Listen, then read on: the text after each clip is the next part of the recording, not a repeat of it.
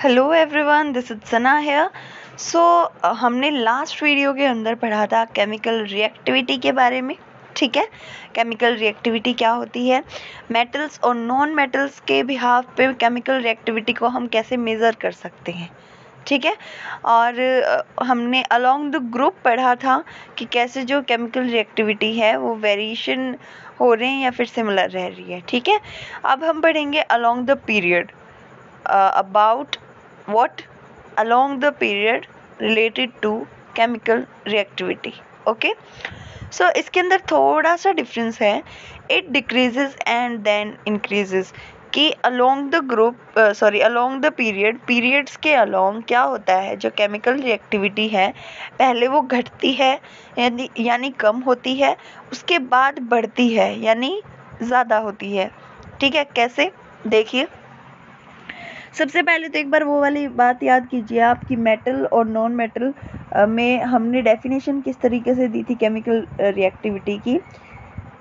जिस here it is, देखिए metals के केस में हमने केमिकल रिएक्टिविटी की जो डेफिनेशन है वो किस टाइप से दी थी कि मेटल्स जो हैं वो उतने ही ज़्यादा रिएक्टिव होंगे जितना कि वो इजीली अपना इलेक्ट्रॉन लूज़ कर सकते हैं।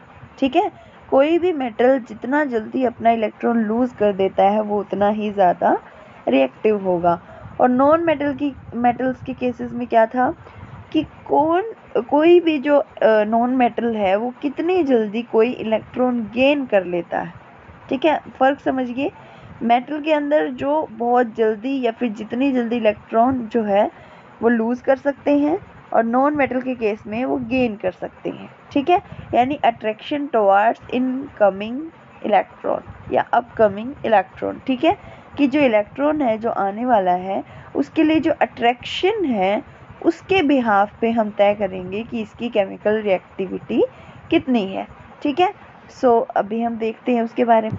एक बार अपने जो हमारी पीरियोडिक टेबल है उसको एक बार गौर से दोबारा देख लेते हैं। ये जो ग्रुप हैं जो आपको यहाँ पर नज़र आ रहे हैं, दीज टू, ये टिपिकल मेटल्स होते हैं। ठीक है, टिपिकल मेटल्स। उसके बाद जो ये बीच वाला हिस्सा है, जो ये स्लोप है, देखिए ये वाला जो स्लोप है यहाँ पे जो प्रेजेंट हैं वो मेटलॉइड्स होते हैं। ठीक है, मेटलॉइड्स होते हैं। और उसके बाद जो ये वाला हिस्सा प्रेजेंट है, ये वाला, वो हमारे नॉन मेटल्स होते हैं। ठीक है, नॉन मेटल्स को इस जगह पे रखा गया है। उसके बाद जो लास्ट वाली लाइन है, that is the last group, ये कंटेन करती है हमारे नोबल गैसेस को।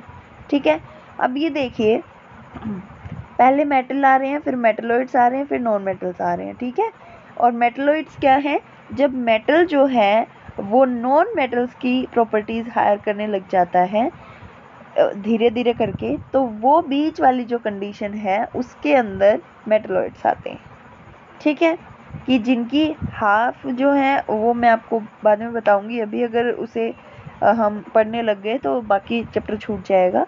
तो आगे बताते हैं हम आपको कि इनकी प्रॉपर्टीज़ क्या क्या होती हैं। और इसमें हम ये देखते हैं कि अलोंग द पीरियड जो केमिकल रिएक्टिविटी है वो पहले कम क्यों हो रही है, उसके बाद बढ़ क्यों रही है। ठीक है ये देखिए, सबसे पहले it decreases and then increases. सबसे पहले हम मेटल्स की बात करते हैं, यहाँ से स्टार्ट करते हैं। क्या है मेटल्स के अंदर, A B C D E, कोई भी मेटल मान लीजिए अलोंग द पीरियड्स कौन से होते हैं, इस हिस्से में। ठीक है, जैसे लाइन बनाते हैं ऐसे वाले हिस्से में। और पीरियड्स की बात कर रहे हैं हम, ग्रुप्स की बात नहीं कर रहे हैं। तो A B C D E कोई भी जो है हमने मेटल्स ले लिया, फिर कोई भी एलिमेंट्स ले लिए लगा लीजिए। तो फर्स्ट नहीं, थर्ड हमने पीरियड ले लिया। ठीक है, Na वाला, सोडियम वाला जो पीरियड है वो ले लिया हमने। इसके अंदर क्या होगा, साइज जो है वो डिक्रीज होगा। जैसे जैसे हम इस पीरियड के अलोंग जाते जाएंगे साइज जो है वो डिक्रीज होगा। न्यूक्लियर चार्ज इंक्रीज होगा, आपको पता है साइज जैसे डिक्रीज होता है न्यूक्लियर चार्ज इंक्रीज होगा ही। दैट इज़, फिर आयनाइजेशन एनर्जी जो है वो भी इंक्रीज होगी। आयनाइजेशन एनर्जी इंक्रीज होगी किस वजह से, न्यूक्लियर चार्ज इंक्रीज हो रहा है, साइज डिक्रीज हो रहा है। ठीक है, और लूजिंग इलेक्ट्रॉन डिक्रीजेज, यानी इनकी जो पावर है, जो एबिलिटी है इलेक्ट्रॉन लूज करने की, वो भी डिक्रीज हो रही है। ठीक है, देखिए along the group it decreases, और जैसे जैसे इनकी जो इलेक्ट्रॉन लूज करने की पावर जो है वो डिक्रीज होती जाएगी, वैसे वैसे इनकी केमिकल रिएक्टिविटी भी डिक्रीज होती जाएगी। ठीक है, उसके बाद देखिए अब हम नॉन मेटल्स की बात करते हैं। इस पीरियड के अंदर जो थर्ड पीरियड हमने माना था, इसके अंदर हम यहाँ तक आए हैं। उसके बाद आगे देखिए क्या होता है। उसके बाद अब हम नॉन मेटल्स की बात करते हैं। इसके अंदर देखिए कोई भी नॉन मेटल ले लिया हमने, जैसे कि ये साफ दिखाई नहीं दे रहे हैं, देखिए इधर फॉस्फोरस, सल्फर, क्लोरीन, ये सारी चीज़ें ली हैं हमने। सो A B C D E कोई भी एलिमेंट ले लिया, इसके अंदर क्या होगा, साइज जो है वो डिक्रीज हो रहा है, आपको पता ही है ना, साइज डिक्रीज होता है along the period. Nuclear charge increase होता है। ठीक है, तो अट्रैक्शन जो है इनकी इलेक्ट्रॉन्स को लेकर वो भी इंक्रीज हो रही है। कैसे, न्यूक्लियर चार्ज जैसे जैसे इंक्रीज होगा वैसे वैसे जो है इलेक्ट्रॉन्स के लिए जो उनकी अट्रैक्शन पावर है वो बढ़ेगी, जिसकी वजह से इलेक्ट्रॉन एफिनिटी भी हाई होगी। दोबारा देखिए, साइज डिक्रीज होगा, सबको पता है। न्यूक्लियर चार्ज जो है वो इंक्रीज हो रहा है, वो भी पता है। लेकिन नेक्स्ट जो पॉइंट मैं आपको बता रही हूँ वो डिफरेंट है, कि इनकी जो पावर है इलेक्ट्रॉन को अट्रैक्ट करने की, हमने क्या बताया था केमिकल रिएक्टिविटी के अंदर, कि उतना ही ज़्यादा केमिकली रिएक्टिव होगा कोई भी नॉन मेटल, जितनी जल्दी वो मतलब या फिर जितना ज़्यादा अट्रैक्शन शो करता है बाहर से आने वाले इलेक्ट्रॉन के लिए। ठीक है, और वो इतना ही ज़्यादा रिएक्टिव होगा। तो देखिए अब अट्रैक्शन बढ़ेगी। ठीक है, अट्रैक्शन बढ़ेगी इलेक्ट्रॉन के लिए, न्यूक्लियर चार्ज इंक्रीज हो रहा है इसलिए, और उसके बाद जो इलेक्ट्रॉन एफिनिटी है वो हाई हो जाएगी, that is the chemical reactivity will be increases. ठीक है, आई होप आपको समझ में आ गया होगा कि मेटल्स और नॉन मेटल्स के केस में कैसे कैसे पहले डिक्रीज हो रही है और फिर इंक्रीज हो रही है along the period which talks about the chemical reactivity. अब हम इससे रिलेटेड कुछ प्रॉब्लम्स देख लेते हैं कि कैसे टाइप के आपके क्वेश्चंस आते हैं इनसे रिलेटेड, इस टॉपिक से related. The following elements belong to the different groups. ये जो फॉलोइंग एलिमेंट्स हैं L M N O P कोई भी, ये अलग अलग ग्रुप से रिलेटेड हैं। ठीक है, बिलोंग करते हैं। Out of them which is most reactive and which is least reactive. इनमें से कौन सबसे ज़्यादा रिएक्टिव है और कौन सबसे कम है। ठीक है, 5 ले लिए, L M N O P। ठीक है, first, second, third, fourth, fifth group से बिलोंग करते हैं। तो सबसे ज़्यादा जो रिएक्टिव है वो L होगा, है ना, और लीस्ट रिएक्टिव है वो P होगा।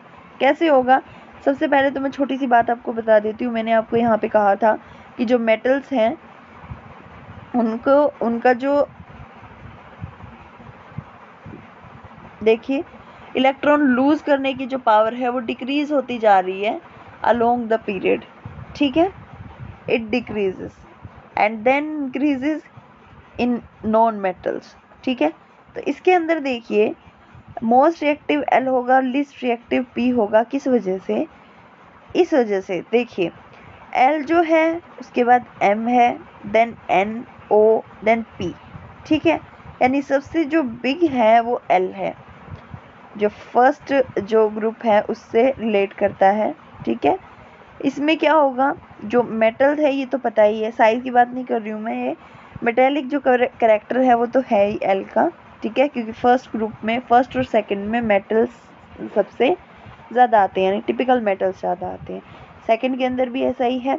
न्यूक्लियर चार्ज जो है वो लो है, आयनाइजेशन एनर्जी भी लो है।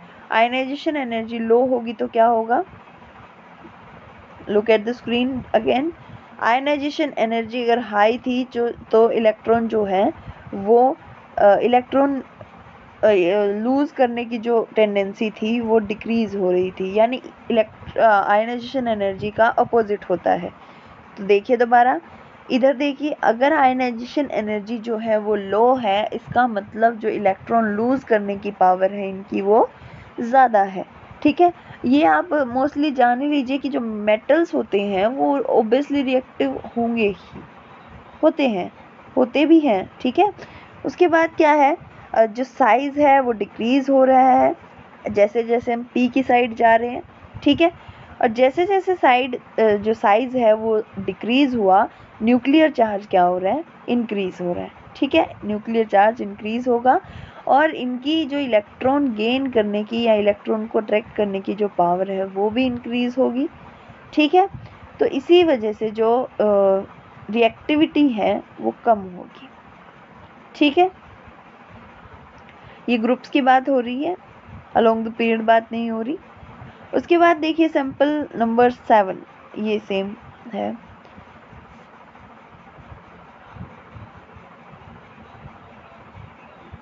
ओके, ये एक ही प्रॉब्लम थी। उसके बाद नेक्स्ट वीडियो के अंदर हम मेटेलिक कैरेक्टर के बारे में पढ़ेंगे। ठीक है, इस वीडियो को आप 2-3 बार रिपीट करके देखिएगा, अगर समझ नहीं आता then ask me your questions.